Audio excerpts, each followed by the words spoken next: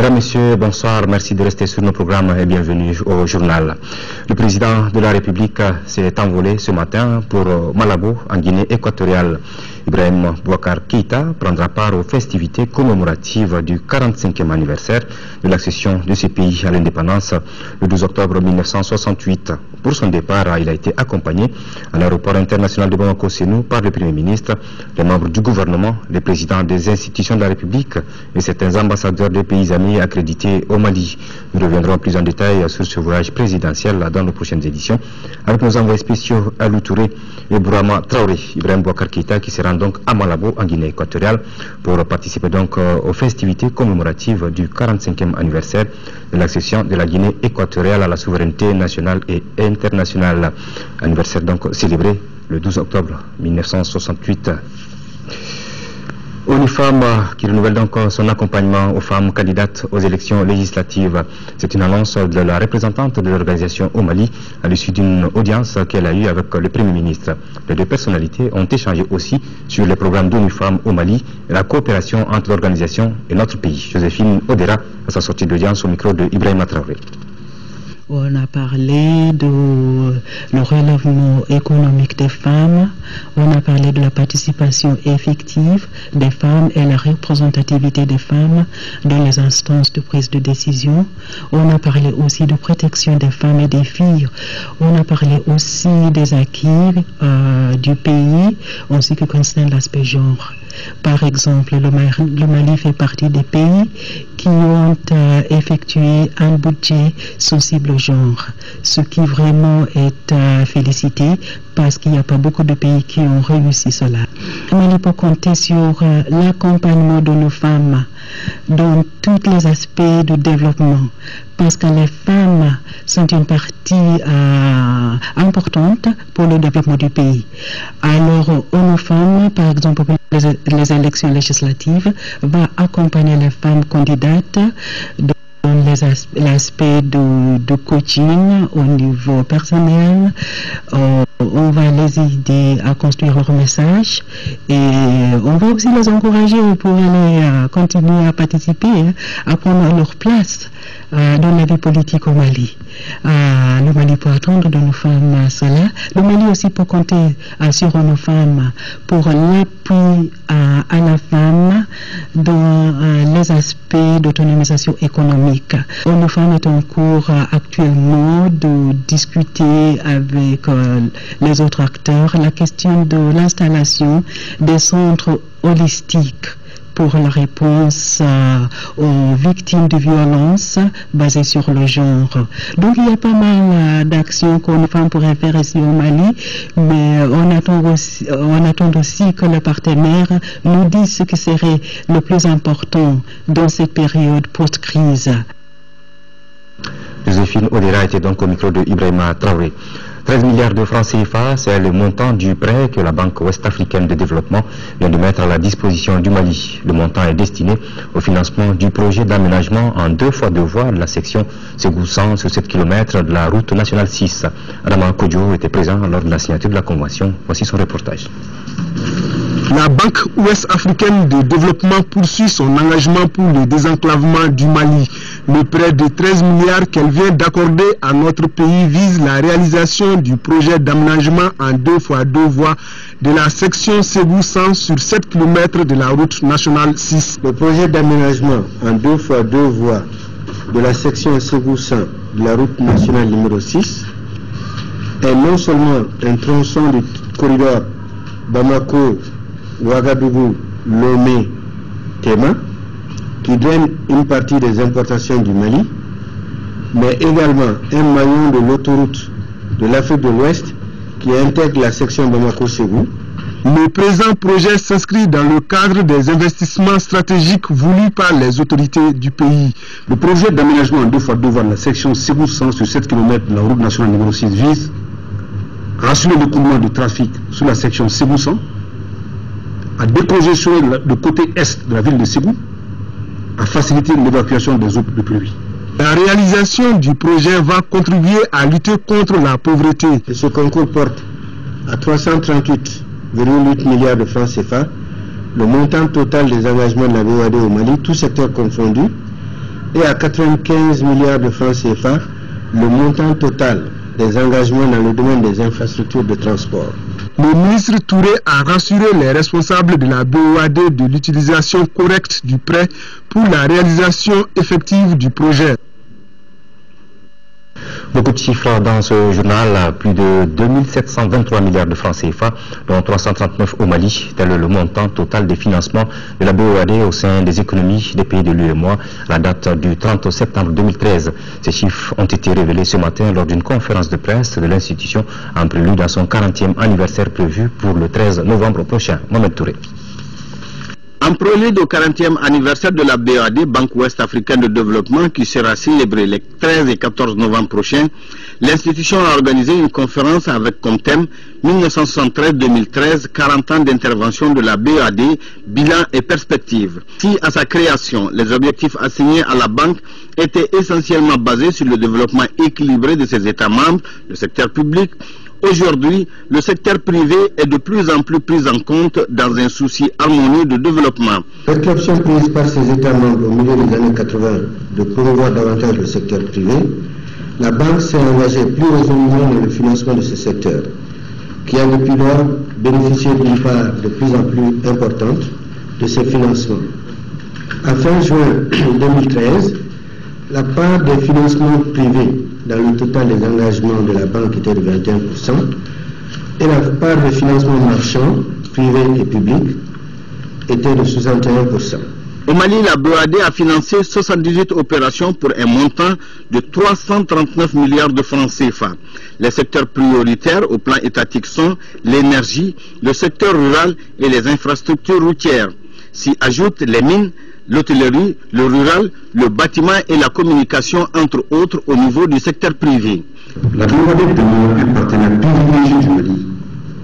Comme en témoignent ses engagements au 30 septembre 2013, qui se chiffrent à environ 339 milliards de francs CFA et concernent 78 opérations. Ces concours ont permis de financer d'importants projets et programmes dans tous les secteurs dans le but d'améliorer les conditions de vie des populations maliennes. Une banque régionale de développement forte et de référence mondiale dans le marché commun régional, voilà l'ambition de la BOAD à travers un plan stratégique axé surtout sur le financement d'infrastructures de base, de l'agriculture, des financements innovants et une dynamisation de la mobilisation des ressources.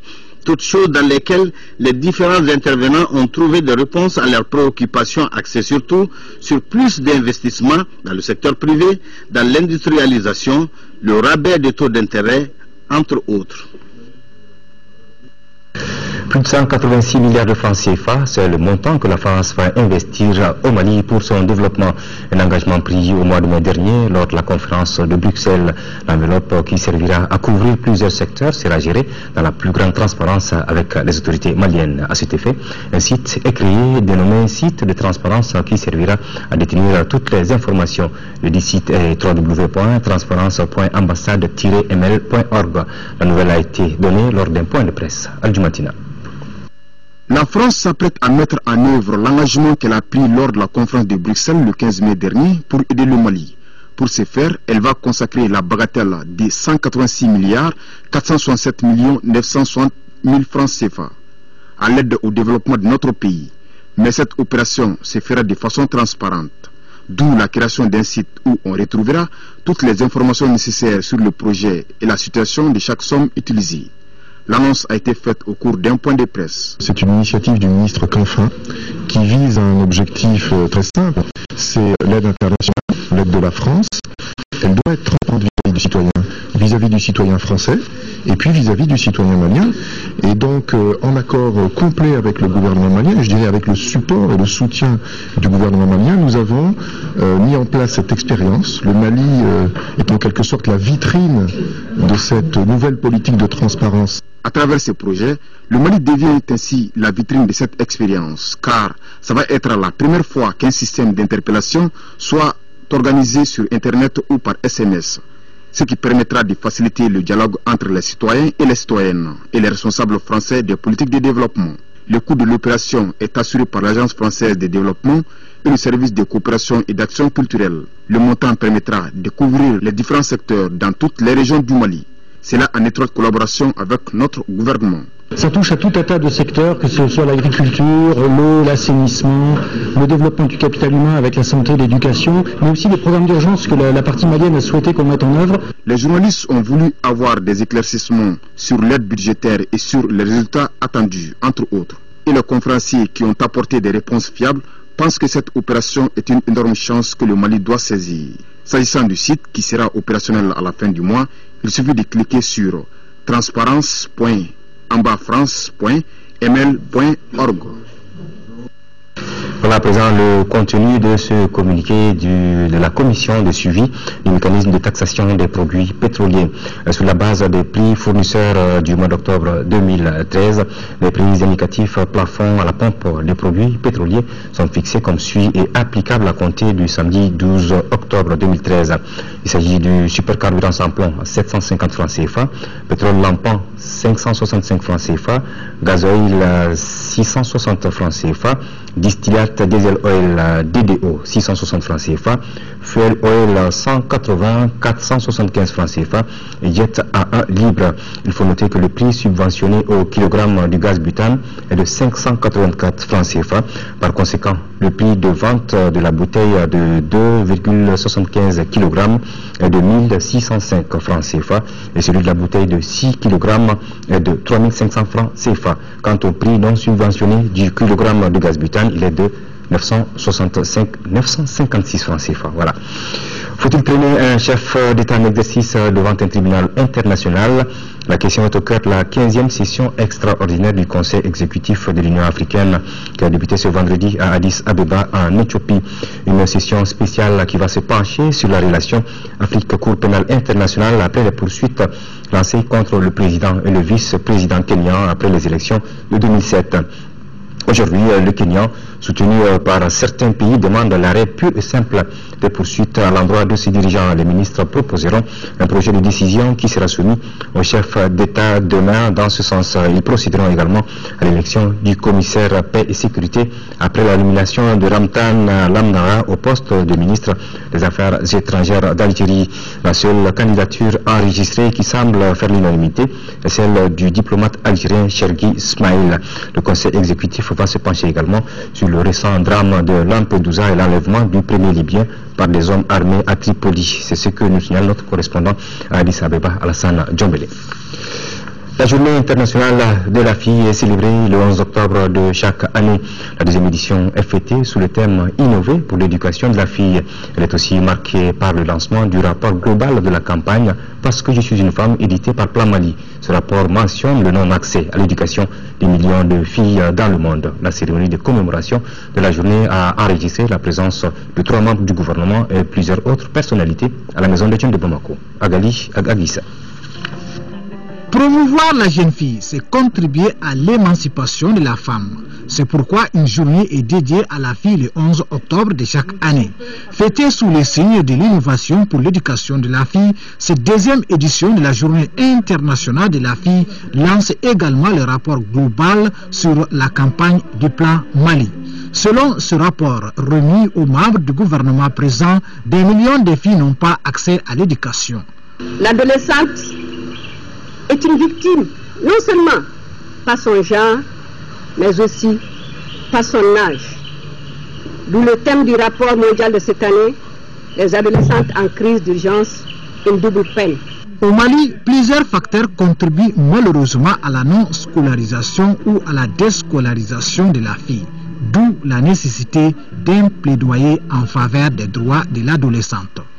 Il me plaît de lancer un appel aux partenaires ainsi qu'à toutes les bonnes volontés afin de se mobiliser pour que l'éducation des filles soit une priorité pour les dirigeants, qu'on puisse mettre fin au mariage précoce des enfants et à la violence sexiste au sein et aux alentours des écoles, et enfin pour qu'on puisse permettre aux filles et garçons de participer pleinement au processus décisionnel de leur vie. Des témoignages en faveur de l'éducation de la jeune fille ainsi que des prestations d'artistes ont marqué cette journée. La cérémonie a pris fin par la visite des stands où sont exposés des produits fabriqués par des jeunes filles encadrées par des structures partenaires du Plan Mali. Le conflit que notre pays a connu, hélas, a laissé beaucoup de traces. Comment reconstruire la mosaïque, perspective pour les relations sociales au nord du Mali? C'est le sujet de la publication des rapports d'enquête. Son lancement a eu lieu ce matin avec le concours d'Oxfam. Alpha Maïga. La crise au nord du Mali a profondément bouleversé la vie socio-économique des populations de la zone. Les relations sociales entre les communautés ont été fortement affectées.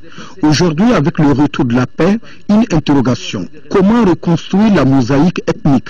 Les travaux de cette étude ont été présentés au cours de cette cérémonie. Aujourd'hui, il est question de façon très brûlante à ce que nous retournons à nos anciennes relations d'alliance et d'allégeance qui constituaient le fondement des liens sociaux intercommunautaires. Il faudrait que ces populations aient la confiance au retour de la paix, au retour de la sécurité, au retour vraiment de la réconciliation. Et nous avons aussi des questions de protection pour les populations, évidemment, et des questions de genre, la prise en compte des besoins des femmes, notamment. Je pense que c'est un travail que nous avons commencé depuis octobre 2012 à la période de la crise. Et nous continuons.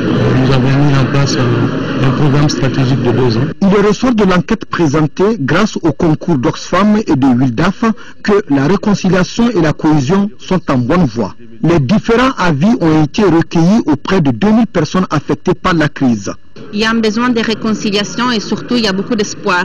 La fracture n'est pas irrémédiable, les blessures peuvent être soignées et il y a une volonté affichée de la part des communautés interrogées de renouer les liens. Il s'agit pour Oxfam, à travers cette étude, de mettre en exergue les solutions envisagées par les populations, cela dans l'objectif de nourrir une réflexion et surtout guider les actions des différents acteurs dans les initiatives de la réconciliation. À travers ce rapport, nous comptons faire un plaidoyer vibrant sur les solutions endogènes à la réconciliation. C'est un élément de plaidoyer que nous allons utiliser évidemment au-delà du Mali. L'ensemble des préoccupations ont été ensuite portées à la connaissance des hommes de médias. C'était au cours de ce point de presse organisé à cet effet. La mairie de la commune 4 du district de Bamako a son nouveau maire. Il a été élu ce matin à l'unanimité au gouvernorat du district de Bamako par le conseil municipal extraordinaire. La session électorale s'est déroulée sous la supervision du directeur de cabinet du gouverneur du district de Bamako. Reportage de Garibou Pérou. Sirima Batili du parti Élément est désormais le nouveau maire de la commune 4 du district de Bamako. Il remplace Moussa Mara, nommé ministre de l'urbanisme et de la politique de la ville. Unique candidat proposé par le conseil municipal extraordinaire, Batili, précédemment 4e adjoint, a été élu à l'unanimité par 41 voix sur 41, soit 100% des voix. Puisqu'il est maintenant le nouveau maire, Batili a donc démissionné sur le champ de son poste de 4e adjoint. Aujourd'hui, on vient de prouver que en commune 4, il n'y a pas de problème de parti politique. Et nous vous disons que la mairie sera ce que l'ensemble des partis politiques vont décider. Lorsqu'un des adjoints du maire est appelé pour un autre poste, comme ce fut le cas de Batili, le code des collectivités territoriales exige son remplacement.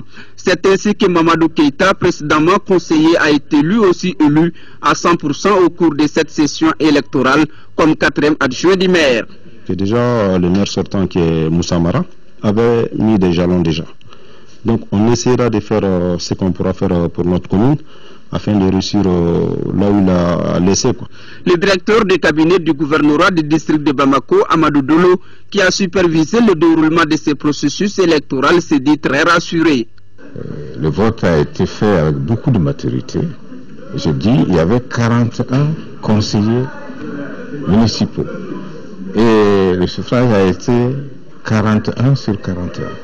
Donc ça a été fait avec beaucoup de cohésion et dans une atmosphère empreinte de cohésion.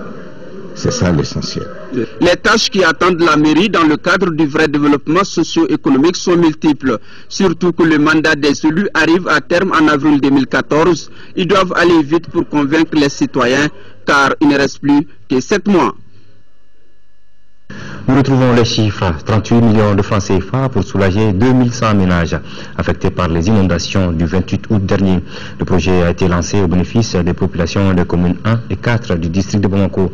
Il permet de doter certaines victimes de kits de construction, d'aides financières pour les produits de première nécessité ou encore d'une dotation en pièces administratives référentielles. Le projet d'appui aux populations affectées suite aux inondations PADI résulte d'un partenariat Agence de développement Christian Aid Sahel et l'ONG GRAT. Moïse Traoré.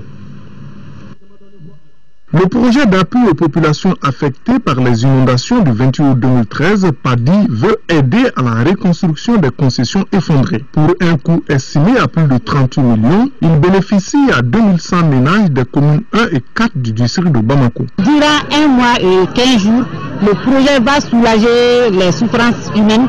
Outre le kit de construction de 250 000 francs et ou 19 800 francs pour les produits de première nécessité, certaines victimes sont appuyées pour leur dotation en pièces administratives référentielles. L'appui d'urgence s'inscrit dans le cadre d'un partenariat ONG GRAT Christian Aid Sahel.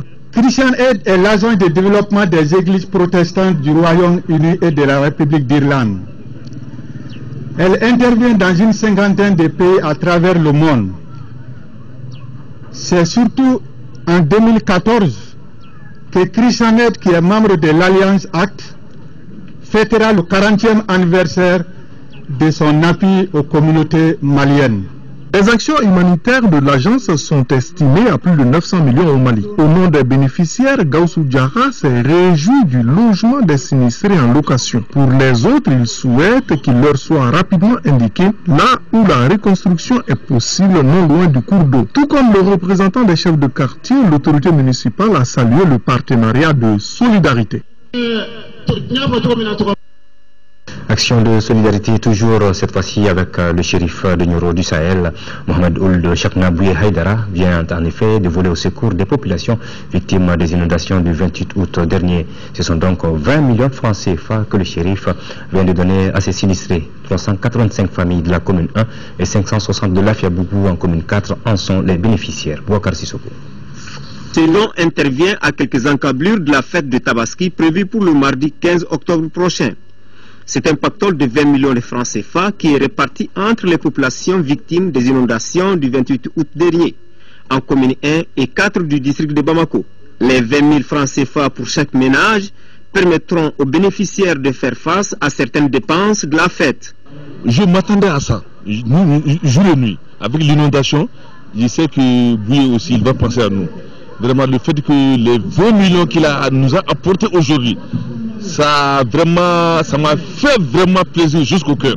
À travers cet appui, l'érudit de Nioro du Sahel, Mohamed Ould Chakna Bouye Haïdara, veut soulager les peines de nos compatriotes se trouvant dans le grand besoin. Il est réparti entre les sinistrés de la commune 1, soit 385 sinistrés recensés par la protection civile, et 560 en commune 4. Le don sera direct aux sinistrés eux-mêmes. Les autorités communales ne sont guère surprises de ce don. Elles ont remercié cette assistance humanitaire du shérif de Nioro du Sahel. En troisième région, le groupe de recherche et réalisation pour le développement rural GRDR vient de remettre aux personnes déplacées du nord des cercles de Kadiolo, Koutiala et de Sikasso et à leurs familles d'accueil un important lot de kits alimentaires et sanitaires. Coût total du don, 26 millions de francs CFA. Fatmata Diallo. Ils sont au total 452 familles d'accueil des personnes déplacées du Nord Mali, des cercles de Kadiolo, Koutiala et de Sikasso, bénéficiaires de cette action humanitaire. D'un montant de plus de 100 millions de francs CFA que la Croix-Rouge danoise donne gracieusement à 1000 familles déplacées des régions du Nord par le biais de la Caisse associative d'épargne et de crédit Kondo Djigima et la Croix-Rouge malienne. La distribution de 150 000 francs CFA à 1000 familles déplacées. Cette somme permettra à ceux qui le souhaitent de retourner chez eux ou à subvenir aux besoins de plus urgents pour ceux qui souhaitent rester. Nous saluons toute initiative qui aiderait les familles déplacées qui ont l'intention de retourner à leur lieu d'origine.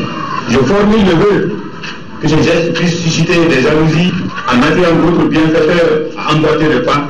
Les autorités régionales, visiblement comblées par cet élan de solidarité, ont salué l'accompagnement constant de la Croix-Rouge danoise dans la gestion de la crise humanitaire en région de Mopti. Accompagnement en vie, accompagnement en vie, cash transfert pour subvenir à des besoins spécifiques. Et aujourd'hui, cash transfert pour se mettre dans l'élan, dans le cadre de la paix de retourner dans leur terroir d'origine. Le programme de transfert monétaire Cash Transfert, qui va durer 4 mois, s'inscrit dans le cadre du projet d'appui aux personnes déplacées internes mis en œuvre par la Croix-Rouge malienne en partenariat avec la Croix-Rouge danoise. Voilà, je vous le disais en début de journal, le président de la République, Ibrahim Boubacar Keïta, est arrivé à Malabo aujourd'hui. Donc, et le président de la République, comme vous le voyez sur ces images, assistera demain aux festivités du 47e anniversaire de l'indépendance de la Guinée équatoriale. À son arrivée, Ibrahim Boubacar Keïta a rencontré la forte colonie malienne vivant à Malabo, une colonie forte de 15 000 personnes. C'est ce que nous signalent nos envoyés spéciaux, Bourama Traoré et Aliou Touri. Nous y reviendrons dans nos prochaines éditions. Le président de la République, Ibrahim Boubacar Keïta, à son arrivée à Malabo, en Guinée équatoriale, pour participer donc aux festivités commémoratives du 47e anniversaire de l'accession de ce pays à la souveraineté nationale et internationale. Les deux chefs d'État en entretien après que le président Ibrahim Boubacar Keïta ait rencontré la forte colonie des Maliens vivant en Guinée équatoriale. Voilà le bain de foule du chef de l'État, accueilli par les Maliens de Malabo. L'ONG World Vision, programme de développement zonal, a remis hier jeudi un important matériel et équipement de santé au CESCOM de Diago, Soninkenyi et Doubabougou. Ces équipements médicaux visent à améliorer l'utilisation des services de santé dans les communes de Kambila, Diago et Doubabougou dans le cercle de Kati. C'est le reportage. Les matériels et équipements médicaux remis au centre de santé communautaire de Diago, Soninkenyi et Doubabougou serviront à améliorer les conditions d'accueil des patients et relever le niveau de plateau technique. Le lot de matériel est composé de 45 lits et matelas, 6 balanciers-cas, pèse personnes et bébés, des tensiomètres, des boîtes de pansement et de stérilisateurs. Une bonne manière pour World Vision Diago ADP de montrer son attachement à la santé des femmes et des enfants. De 2009 à 2012, World Vision Diago ADP a investi dans le programme de santé près de 89 330 500 francs. Ces matériels et équipements médicaux d'une valeur de 7 547 100 francs contribueront sans nul doute à améliorer l'utilisation des services de santé par les populations de Diago, Doubabougou, Soninkenyi, Sogolombougou, Kenekou, Makono et Ngoro. Avec cette remise, l'organisation humanitaire de développement World Vision donne les moyens pour l'amélioration de la santé des enfants de moins de 5 ans et des femmes en âge de procréer. Les responsables coutumiers, équipes médicales et élus, tous ont salué le geste. Cette ONG impressionne par sa présence, la régularité et la patience de ses appuis au développement économique, social des populations de la commune. Ainsi, plusieurs séances de sensibilisation ont été menées pour l'espacement des naissances, la prévention contre le paludisme, l'excision, entre autres. Visite du nouveau directeur général de l'Institut d'économie rurale dans la région de Kaya, Draman Dambélé, s'est rendu hier jeudi au centre de recherche agronomique de Samé pour voir les activités menées par cette structure. Le directeur général et sa délégation ont effectué une série de visites sur le site de la structure et ont rencontré le personnel. Mahamadi Alioubari. C'est le centre de recherche agronomique de Samé, situé à 15 km de Kaye, qui a reçu la toute première visite du nouveau directeur général de l'Institut d'économie rurale du Mali. L'objectif de cette visite est de toucher du doigt toutes les activités de recherche menées dans le cadre du programme d'appui au développement agricole de l'association Sasakawa pour l'Afrique, Sasakawa Global 2000. On veut au niveau de cette région mettre en place 2 plateformes, une plateforme à Barawili et une autre plateforme à Sivana Gare. Et il y avait eu même une étude de marché donc, qui a montré que les paysans peuvent gagner leur vie en faisant la promotion du Niébé dans cette région. À l'issue de l'Assemblée constituante, un bureau de 25 membres a été mis en place. Ce bureau, dirigé par Nana Silla, aura pour mission, entre autres, d'opérationnaliser l'interprofession et d'améliorer la productivité et la production du niébé. Depuis quelques années, on produit du niébé à Barbé. Mais force est de reconnaître aussi que ce niébé-là est très mal exploité, dans la mesure où les producteurs n'en profitent pas beaucoup. La mise en place de cette plateforme multi-acteurs permettra, j'en suis sûr, d'instaurer un espace de concertation très fécond entre les différents acteurs et de renforcer les revenus que nos braves populations tirent du produit niébé grain au plan local, régional, national, de même que sur les marchés sous-régionaux de destination. Notons que ce programme de Sasakawa est exécuté avec l'appui des structures techniques de l'État à travers les démembrements du département en charge de l'agriculture. Dans la région du nord du Mali, des commerçants dénoncent l'insécurité dans les hameaux et villages. Ils ont haussé le ton au cours d'une conférence de presse organisée hier après-midi, ici à Bamako, par la coordination des associations et groupements des commerçants détaillants du Mali. Les initiateurs de cette conférence proposent le renforcement des moyens de communication, la création de brigades d'autodéfense et l'intensification des patrouilles dans les localités. Reportage de Agali Agagissa. Il n'y a pas de développement économique sans paix. C'est pourquoi les commerçants partent en guerre contre l'insécurité dans les localités des régions du nord du Mali, d'où cette rencontre avec les journalistes. Les organisateurs de la conférence déplorent les sévices moraux et physiques subis par leurs collègues forains dans certains villages et hameaux des régions de Tombouctou et Gao. Les camions de forains sont dépourvus de leurs biens en aller, en retour, et parfois avec mort d'hommes par les bandes armées. C'est pourquoi les commerçants proposent le renforcement du dispositif sécuritaire et la franche collaboration avec les populations dépouillées de leurs biens pour une paix durable. Les moyens doivent être donnés à nos forces de sécurité pour faire la poursuite des bandes armées. À mon avis, la solution est de faire face à ces bandes armées serait de donner les moyens de communication adaptés aux groupes d'autodéfense qui seront sous le commandement de l'armée malienne. Le président a par ailleurs invité les commerçants à payer les taxes et impôts pour mieux contribuer à la construction de l'édifice national. Il a laissé entendre que des négociations sont en cours pour faciliter l'obtention des visas sur Dubaï et la Chine pour les opérateurs économiques maliens. Les administrateurs de l'Agence nationale de la sécurité routière ANASER étaient réunis ce matin au siège de leur structure à la faveur de la 7e session ordinaire du conseil d'administration.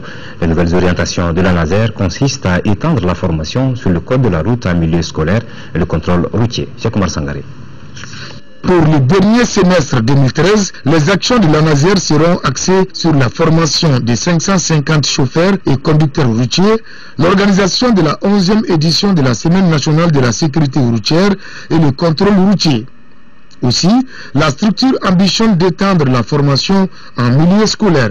Nous allons mettre beaucoup plus l'accent sur la formation à travers l'initiation des enseignants aux techniques et surtout aux règles de la circulation routière.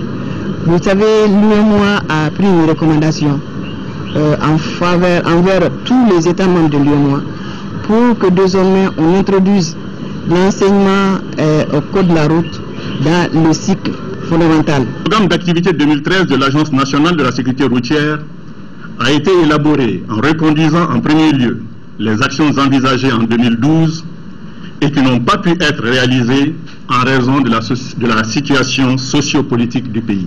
Sur 16 activités programmées au premier semestre 2013, 4 ont été entièrement réalisées, 10 activités sont en cours d'exécution et 2 n'ont pas encore connu de début d'exécution. L'ANASER a pour mission de promouvoir et renforcer la sécurité routière et de contribuer à l'amélioration des conditions d'exploitation du réseau routier.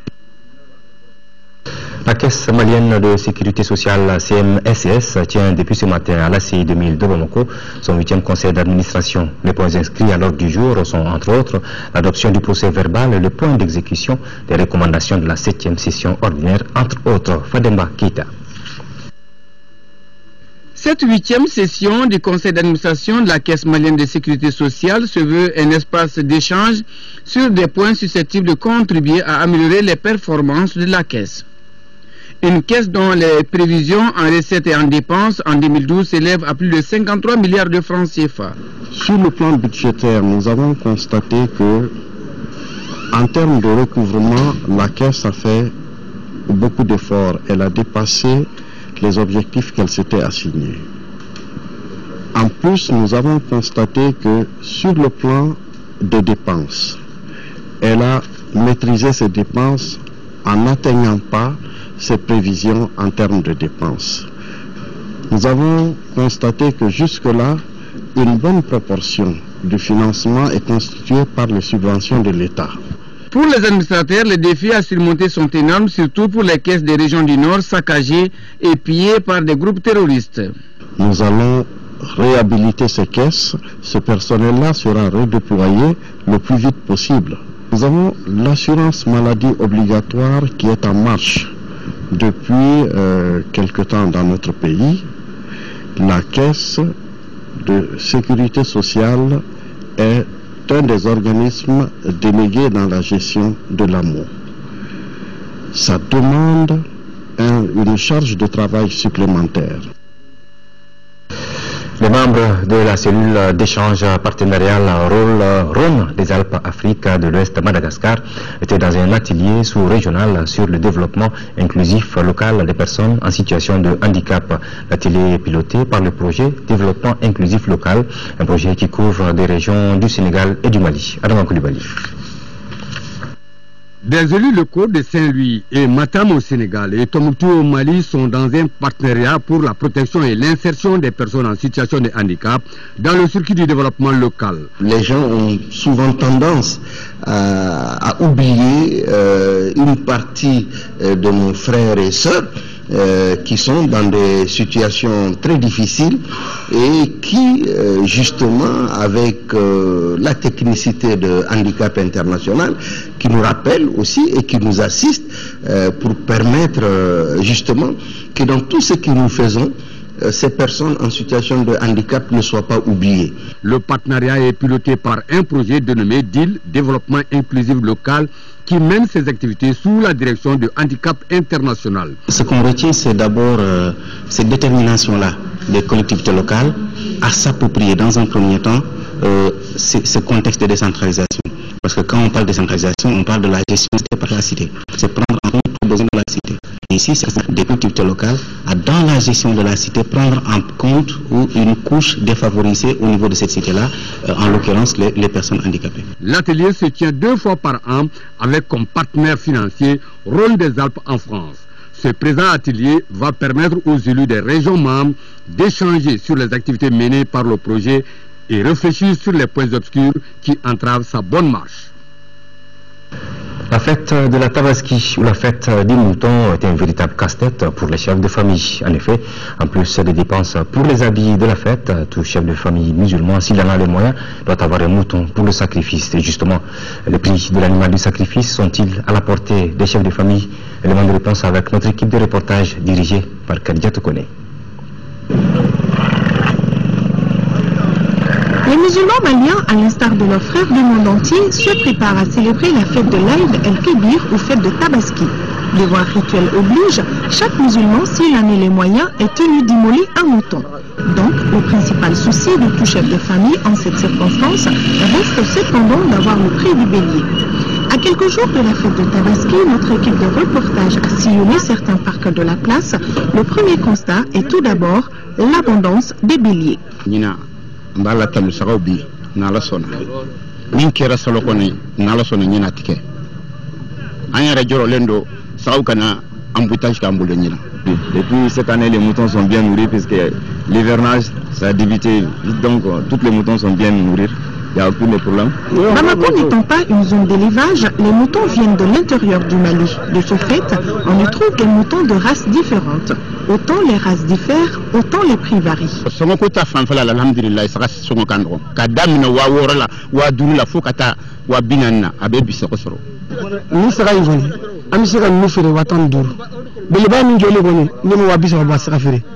parce que on soit combat de wa segin tabi e mo bi se ka furo wa segin wa konto non on va ta 50 000 là kanyela quoi ani non on va ta 50 000 là kanyela doni ni on se sent bon moulu be à 40 000 à 30 000 4 oui non déjà comme ça on vend ça à 175 000 à 150. Les arts comme ça on vend à 35 000.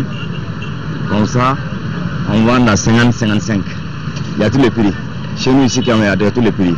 Dans tous les parcs de bétail visités, les vendeurs de moutons soutiennent que les prix sont nettement plus abordables que l'année dernière. Selon eux, les prix du marché pourront encore baisser si le gouvernement tient compte de certaines difficultés auxquelles ils sont confrontés.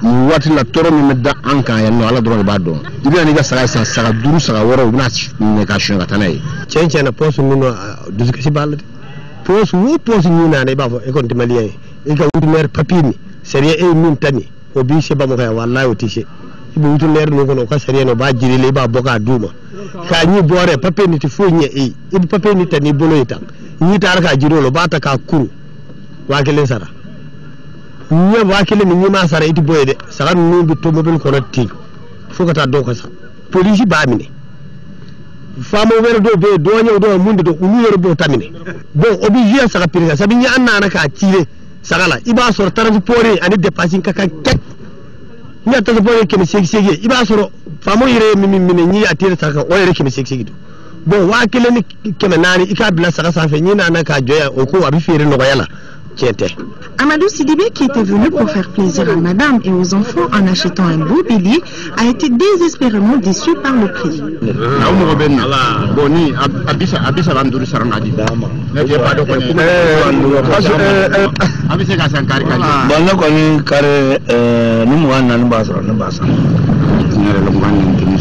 Monsieur Sidibé, qui n'a pas été satisfait cette fois-ci, espère que les prix vont baisser d'ici le jour J.